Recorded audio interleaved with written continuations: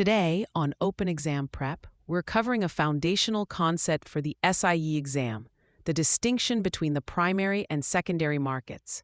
Understanding this is absolutely critical because it lays the groundwork for many other topics you'll encounter. Let's begin with the primary market. You can think of the primary market as the new issues market. This is where securities are first created and sold to the public. The single most important feature to remember for your exam is that in a primary market transaction, the proceeds from the sale go directly to the issuer of the security. For example, imagine a private company called NextGen Robotics wants to raise a large amount of capital to expand its operations. It decides to go public by conducting an initial public offering, or IPO. NextGen Robotics, with the help of an investment bank, sells its newly created shares to investors for the first time. The money that investors pay for these shares goes straight to NextGen Robotics' bank account. This is a primary market transaction. The company now has the capital it needs for its expansion.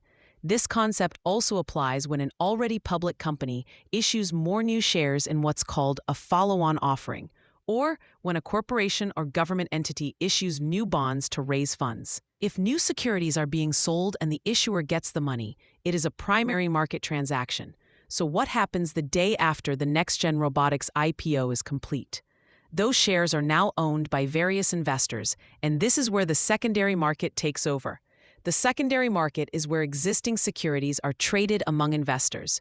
Famous examples include the New York Stock Exchange and the NASDAQ, but it also includes over-the-counter or OTC trading. When you log into your brokerage account and buy 50 shares of a well-known company, you are participating in the secondary market. You are buying those shares from another investor who decided to sell them. The original issuer, NextGen Robotics in our example, is not involved in this transaction at all. The money simply moves from the buying investor to the selling investor. The company does not receive any of the proceeds. The price of the stock in the secondary market is determined by supply and demand, reflecting investor sentiment about the company's current and future performance.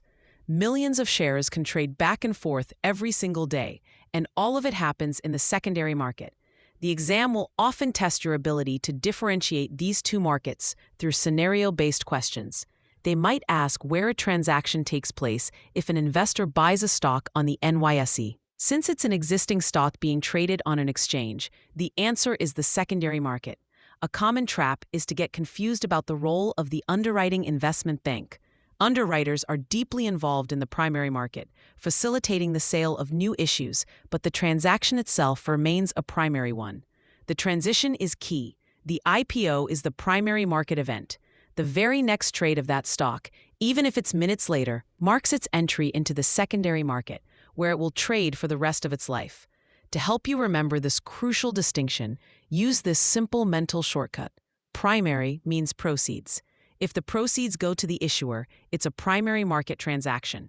This simple phrase will help you correctly analyze any scenario question the SIE exam throws at you regarding the flow of capital in the markets.